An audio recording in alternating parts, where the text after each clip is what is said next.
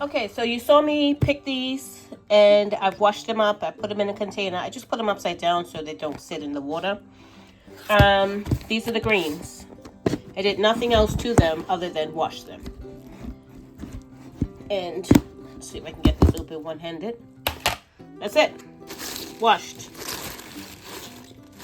And I'm going to process them as my new canning, as a tri-green. That means there's 3 different greens in here. I've got kale, I've got collard greens, and somewhere down here, I've got some Swiss chard. No, that's collard greens again. Okay. I found a Swiss chard. So I am going to process this. It's not a lot, so I'm going to can this because 1, I don't have that much freezer space, and 2, my dehydrator is just finishing up the cabbage from yesterday that I didn't want to run overnight. So I'm finishing up that, and it's not quite finished yet. I had some pieces that were thick, like I said, that needed extra time. So I don't want to wait for that. So I'm going to can this. Usually this little bit I would, blanch it and put it in the freezer. But I'm trying to avoid putting stuff into my freezer. I'm trying to get stuff out of my freezer. So I'm going to can this as a green. That's what I'm going to put on it. Tri greens, because it's 3 different greens in here.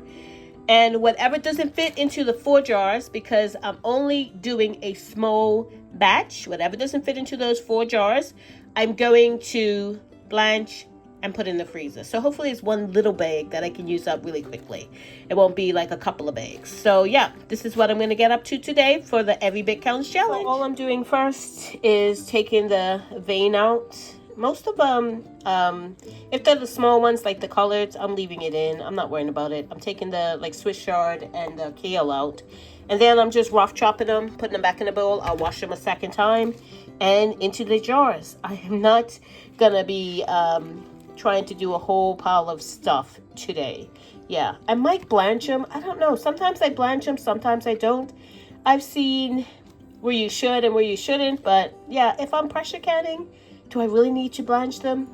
What do you say? Okay, so I've got all my greens chopped up, rough chopped, and washed again, and I'm now ready to blanch them.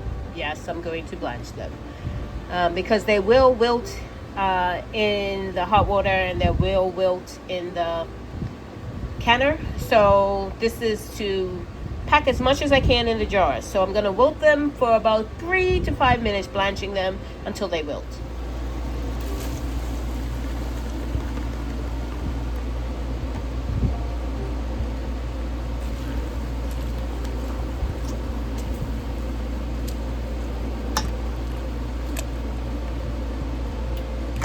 This is comical. From all that, it wilted down to enough for 2 jars. That was a whole bowl of greens, and it just wilted down to 2 jars. How crazy is that? Yep, so I'm going to get filling these 2 jars.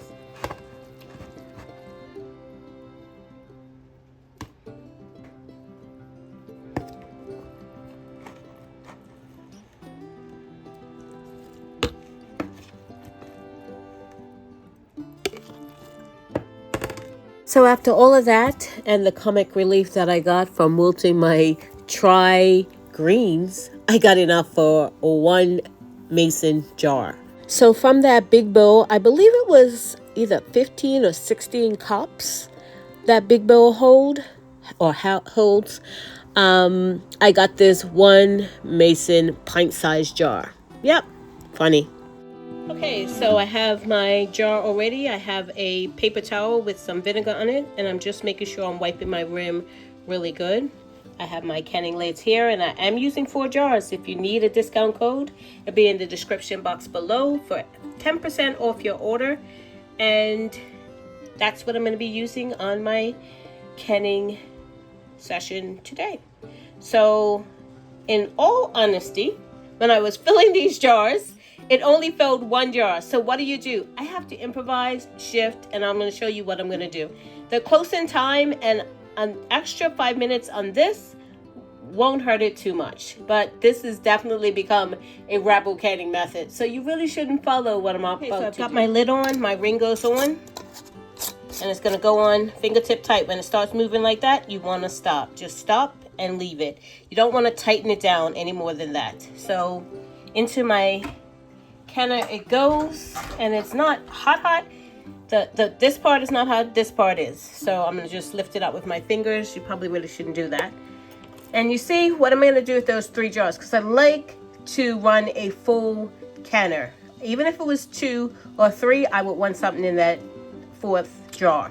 So I'm going to show you what I'm going to do with these other 3. Okay, so I've got my salt in my jars, and I don't know if you can see that, but yeah, I'm going to rebel can some beans with these tri-greens because I want to run a full canner, and this is definitely a rebel canning method. I'm not going to show you what I'm doing, but I'm going to can this for the bean time, which is 5 more minutes than the greens, and it will be fine because the greens won't be adversely affected by the extra 5 minutes. So I'm going to fill up my canner, and that's what I'm going to do. So I'm topping them off with hot water, and they will swell up. So of course I'm not filling them all the way.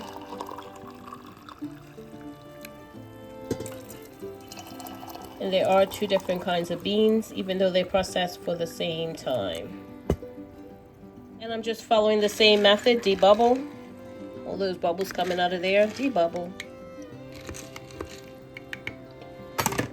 Wipe my rims with some vinegar water. Oh, not vinegar water, but vinegar. I have my jar lids in some vinegar water. That's what I was thinking about. There's just vinegar on my paper towel here. Making sure my rims are really clean. There's nothing really sticky or anything that will stick on here, so I don't have to be especially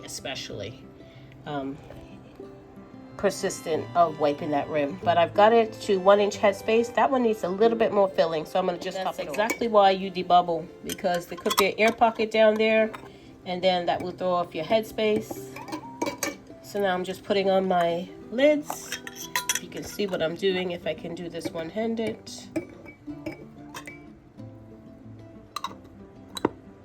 And then I put on my rings.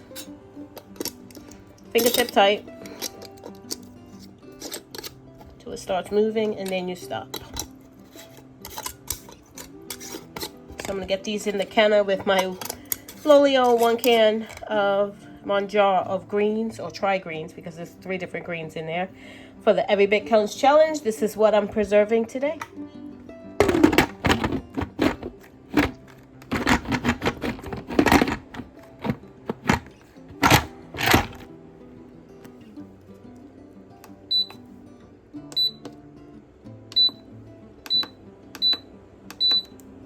Nope. 75 minutes is what I want to can it to. And that is 75 minutes. So I just want to show you, I had to run into Aldi's, and I came out with some chicken, which I don't normally buy in Aldi's, but I couldn't resist that price. So there they are, my 4 jars out of the canner. My one of my tri-greens, that's what I'm calling it. And then the other 3 are beans. Yeah. They have been sitting here for about 20 minutes or so. Maybe not even that long. Pulled them out, and they all sealed. And I am going to let them cool on the counter overnight. And I did use my 4 jars lids and had success processing them. So I ran a full canner. As you can see, just a little bit of siphoning. I don't know if you can see that. Not very much, but I can see that one right there. The liquid is low.